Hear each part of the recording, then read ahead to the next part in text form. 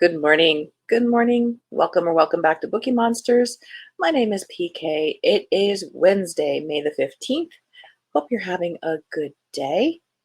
Thank you very much for watching if you're watching it now. Thank you very much if you're watching it later when we repost it. We appreciate so much that you are interested in seeing what the new releases are, because that's what we do in the morning show. We look at the new releases that are being set into the wild this week, and we look at them genre by genre.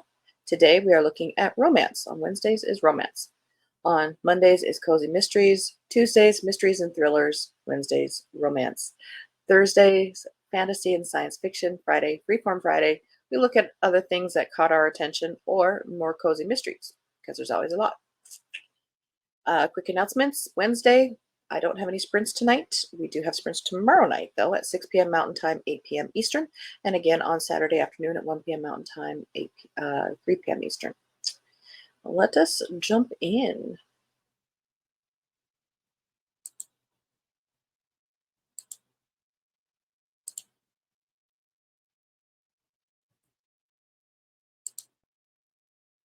I'm closing some tabs here while we're at it.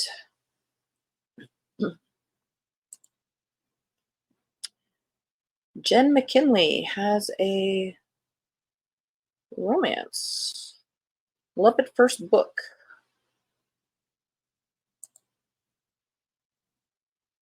When a librarian moves to a quaint Irish village where her favorite novelist lives, the last thing she expects is to fall for the author's prickly son, until their story becomes one for the books. Emily Allen, a librarian on Martha's Vineyard, has always dreamed of a life of travel and adventure. So when her favorite author, Siobhan Riordan, offers her a job in the Emerald Isle, Emily jumps at the opportunity. After all, Siobhan's novels got Em through some of the darkest days of her existence. Helping Siobhan write the final book in her acclaimed series after a 10-year hiatus due to a scorching case of writer's block is a dream come true for Emily. If only she didn't have to deal with Siobhan's son, Kieran Murphy. He manages Siobhan's bookstore, and the grouchy bookworm clearly doesn't want Em around. Emily persists, and spending her days bantering with the annoyingly handsome, mercurial Irishman only makes her fall more deeply in love with the new life she's built, and for the man who seems to soften toward her with every quip she throws at him. But when she discovers the reason for Kieran's initial resistance, Em finds herself torn between helping Siobhan find closure with her series and her now undeniable feelings for Kier. As Siobhan's novel progresses, Emily will have to decide if she's truly ready to turn a new page and figure out what lies in the next chapter. I would love to hear that in an audiobook if they can do the Irish accent well.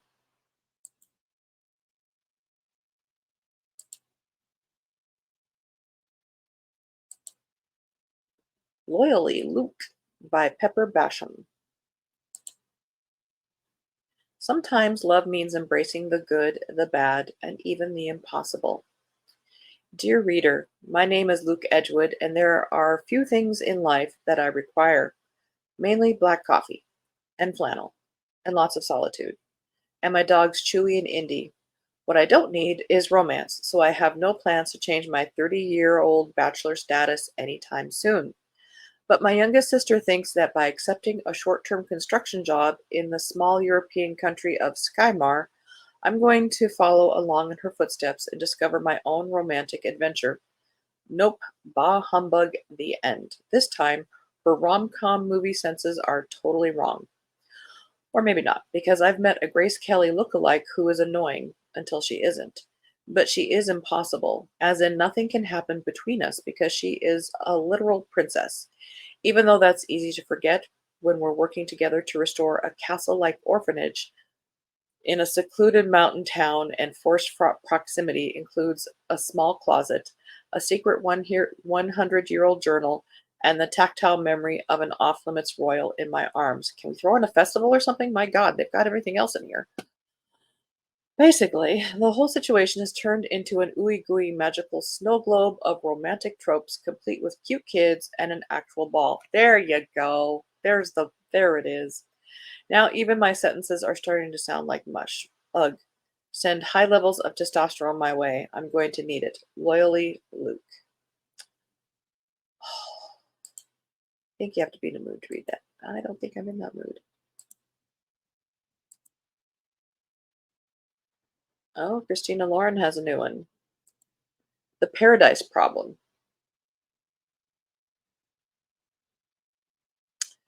A delicious new romance between the buttoned up heir of a grocery chain and his free spirited artist ex as they faked their relationship in order to receive a massive inheritance.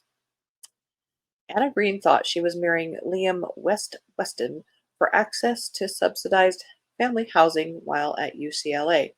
She also thought she'd signed divorce papers when the graduation caps were tossed and they both went on their merry ways. 3 years later, Anna is a starving artist living paycheck to paycheck, while West is a Stanford professor. 3 years later, he fast tracked it. He may be one of four heirs to the Weston Foods conglomerate, but he has little interest in working for the heartless corporation his family built from the ground up and allowed him to go to Stanford. He is interested, however, UCLA, anyway, allowed him to go to UCLA, which ain't cheap. He is interested, however, in his $100 million inheritance. There's just one catch. I'd be interested too. Due to an antiquated clause in his grandfather's will, Liam won't see a penny until he's been happily married for 5 years. Just when Liam thinks he's in the home stretch, pressure mounts from his family to see this mysterious spouse, and he has no choice but to turn to the one person he's afraid to introduce to his one percenter parents, his unpolished, not so ex wife. But in the presence of his family, Liam's fears quickly shift from whether the feisty, foul mouthed, paint splattered Anna can play the part to whether the toxic world of wealth can corrupt someone as pure of heart as his surprisingly grounded and loyal wife. Liam will have to ask himself if the price tag on his flimsy cover story is worth losing true love that sprouted from a lie.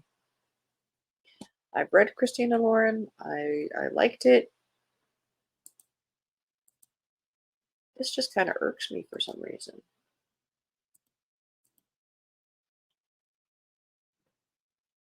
Hmm. Whoops, sorry, got to get caught up here. Good morning, Mary. Happy Wednesday. Get rid of that. Sorry to have missed yesterday. Was making deviled eggs and chicken sandwiches. Oh, that sounds very good for a get together later that morning. Turned out pretty tasty. I bet it did. Mary, a smorgasbord of romantic situations. Yeah, let's just throw in the kitchen sink too. Good morning, Elena. How are you? And I am doing okay. You're great. Good, good, good. Mary said hi to Elena. Yeah, we're looking at romances, and I don't think I'm in a snarky mood, but they're just kind of pushing my buttons today. Not really pushing my buttons. It just seems like they can't just have boy meets girl. They have to throw in all these quote unquote tropes. L. Kennedy has a new one, The Dixon Rule. This is second in the Campus Diaries trilogy. I told them I had a girlfriend. I start to laugh. This is the greatest day of my life. Oh, it gets better, Dixon. I told them it was you. Diana Dixon has a lot going on this summer. She's rehearsing for a ballroom dance competition, juggling two jobs, and dealing with an ex boyfriend who can't take the hint it's over. Yet, despite all that, she still has plenty of time and energy to tell Shane Linley to screw off. Shane just moved into her apartment building and seems dedicated to sleeping his way through her entire cheerleading squad. Ew. Sure, he's a tall, gorgeous hockey player. Oh, we got the hockey element. I think our bingo card is going to get filled up today. But he's messing with her turf. We're still waiting for a small town thing here. This calls for some ground rules. No parties in her apartment, leave teammates alone, and most importantly, leave her alone. What Diana doesn't realize is that Shane's sick of hookups. I'm so tired of the easy lays. Come on now. And tired of being on the rebound after his long-term girlfriend calls it quits. Well, that's on you, dude. He wants a relationship, and when his ex comes back into the picture, he pretends he has one to make her jealous. And who better to play the girlfriend role than his sassy new neighbor? Despite Diana's reluctance to break her rule, a fake relationship is the perfect solution to her own ex issues, and soon she can't deny something is sizzling between her and Shane, something hot and completely unexpected, and it might just be getting a little too real.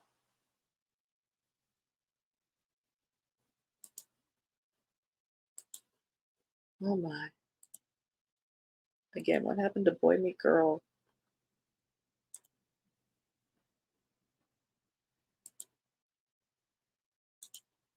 They are so contrived. That is a good word these days. Takes the fun and romance out of them. Absolutely. They are like AI written. I do like the colors on this book, this cover though. Not that I would definitely read it, but I like the colors. If this were jewelry, I'd wear it. Until I'm Yours by Kennedy Ryan, fourth in the Bennett series. The world knows her face. Mean girl, goddess, bitch. Supermodel Sophie Baston has earned those labels, yet they don't scratch the surface of who she really is. Before she can follow her own dreams, Sophie must do her daughterly duty and reel in a fish for her father's business, a tall, brown eyed entrepreneur who immediately hooks her. He's a big guy with an even bigger heart, but will that heart be open to Sophie once her darkest secret is revealed? But only one man knows her heart. To Trevor Bishop, Sophie is a beautiful mystery he would gladly spend his life solving. He figures her tough demeanor is armor against a world that hurt her too many times. Then Sophie's deepest wounds are reopened by the powerful, ruthless man who made them. When she musters the courage to take him down, her world shatters. Now Trevor is determined to help Sophie pick up the pieces so they can build a future together. The challenge will be convincing his ice princess that it's safe to melt in his arms.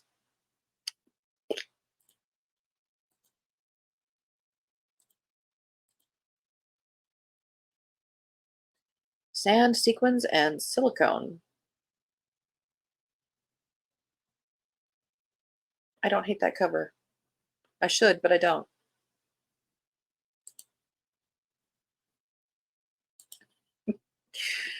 By Pia Mia. Oh, I should hate. Okay, I hate the. Okay, never mind.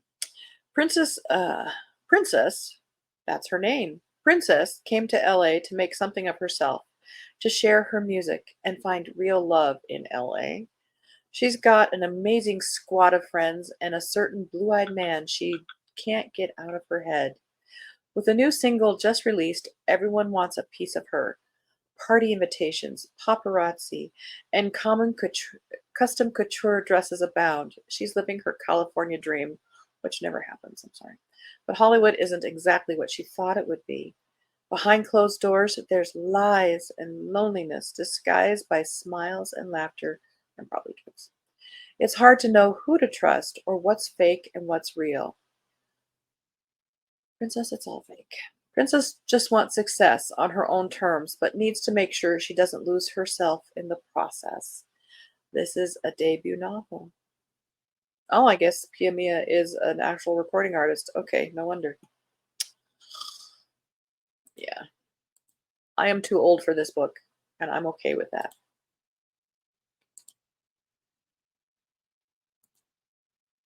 A Storybook Wedding by KJ Michichi.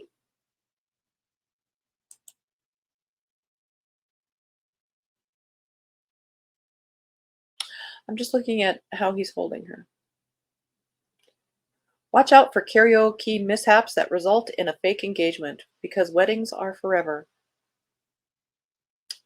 When librarians Cecily Jane Allerton and hotshot struggling author Nate Ellis are caught in a compromising position during their MFA program, they decide to get married to keep the haters from destroying their careers. Excuse me?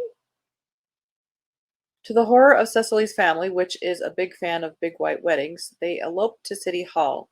Now they're back on Block Island, pretending to be a real married couple, and finding that, however fake the relationship may be, the mutual attraction is all too real. With Cecily vying for a literary award, Nate striving to get past his writer's block, and plans to annul the marriage after the MFA program ends, what could possibly go wrong? The entire book. Oh, my snarky is coming out now. They've made it come out now. I'm sorry. There's a book for everybody, but wow. Who knew? Oh. A Touch of Magic by Rita Boucher. Third in the Enchanted Heiresses books. Oh, except we're not going to do this one. This one is a fantasy. We've got a lot of fantasy tomorrow, and we're just going to add that one to that mix. And maybe we'll have time. But yeah, I was looking ahead, and there's a lot of fantasy tomorrow. A Wedding in Lake Como by Jennifer Probst. Third in Meet Me in Italy. And I'm sure we have a poor little rich girl who can afford to go to Lake Como. I'm sorry, I'm snarky. A destination wedding in Italy's Lake Como brings three best friends back together to face the secrets of the past in this romantic novel from Jennifer Probst. Best friends Ava, Madison, and Chelsea made a pact to reunite for each other's weddings when their careers sent them in different directions. But after one of them makes a choice that tears the group apart, an upcoming wedding might be their last chance to heal old wounds. Ava is about to marry the man she loves in a lavish ceremony on the shores of Lake Como, but she's haunted by the mistakes she's made. Madison's made a name for herself as an influencer in the fashion world, but is threatened by a scandal impacting everything she holds dear. And Chelsea has the perfect family she's always craved, but her professional dreams have fallen by the wayside. As they return to Italy's gorgeous coast, the three women revisit their life-changing first trip to Lake Como during college. When Madison comes face to face with the college sweetheart who was at the heart of one of the most pivotal times of her life, can they forge a new way forward?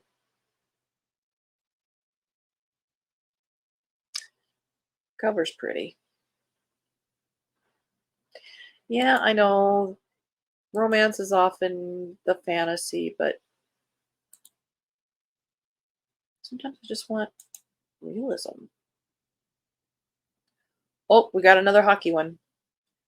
Collide, Off Ice series by Bal Cabra.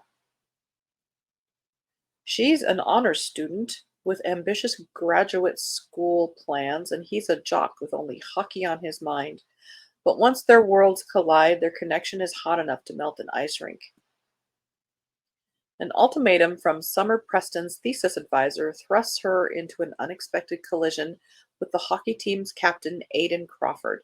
She's caught between conflicting desires of fulfilling her lifelong dream of becoming a sports psychologist and staying as far away as possible from the god-awful sport. And once she meets Aidan, well, let's just say he confirms all her worst assumptions about hockey players. I don't know why hockey players became romantic objects. Being the captain of the college hockey team has its perks, except when a reckless mistake by Aiden's team threatens to jeopardize their entire season. As punishment, Aiden's coach nominates him as the subject of a student research project. Participating is the last thing he wants to do, especially since the girl leading the project looks like she could wield his skates as a weapon. Summer can't stand Aiden's blasé approach to life, and Aiden doesn't understand why she's 20 years old with a 25-year plan. But their bickering soon turns to bantering, and once they let their guards down, there's nothing to check their feelings. Get it? Check. Okay.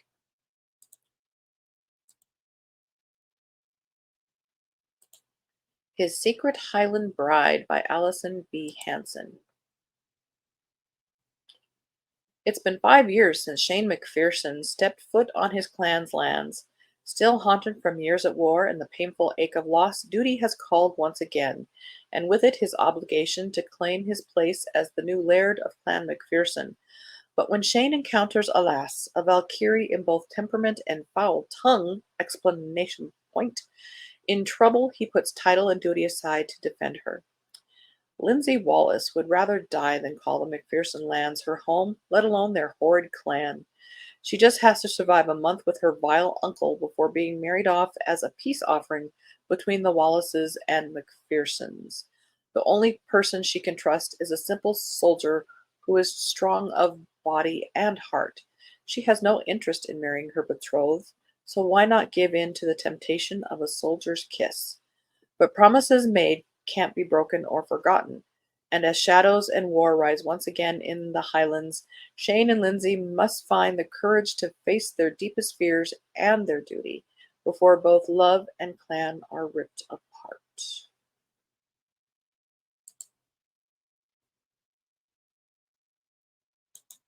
Yeah, that lake is pretty on that cover. Looks like a caveman from here. Well, Highlanders, they don't wear much. That is all I've got. And we're done a little bit early. Let's do a quick little stroll if it will let us.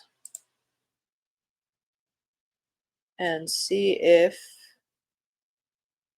that Love at First book has an audiobook. And if they do a Irish accent. How you?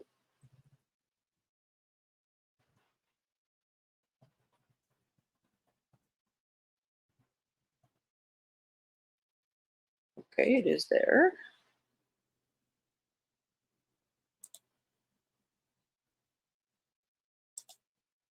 Oh, Have you had coffee yet? Come to think of it, I had not. I'd been too nervous to make any before I left my cottage this morning. the narrator is one I don't really care for. She always ends her sentences breathy or it's weird. Nope, I won't be doing the audiobook. If it had been a male with an Irish accent, I would have been tempted. Time flies by. Yes, it does. There better not have been a commercial. All right. Well, that is it for romance this week. I don't think I'm tempted by anything. Maybe that Love at First book I would check out to see if the writing holds up a little bit. I did get a book from yesterday's morning show. She Left by Stacey Gray. It's a thriller. The it kind of intrigued me, so I got it. Mary, have a great day today, everyone, and hope to see you soon over at TD this morning. Yes, you too. And that's a wrap. Indeed. All righty. Well, thank you guys. Thank you both, all three, for being here. Thank you if you're going to be watching it later, because I will be reposting this. Again, no sprints tonight. It's Wednesday night, but I will have them tomorrow night at 6 p.m. Mountain Time, 8 p.m. Eastern. Hope you have a very good Wednesday. Hope you're reading good books. And as the banner says here, don't be a bookworm, be a bookie monster. Have a good day. God bless.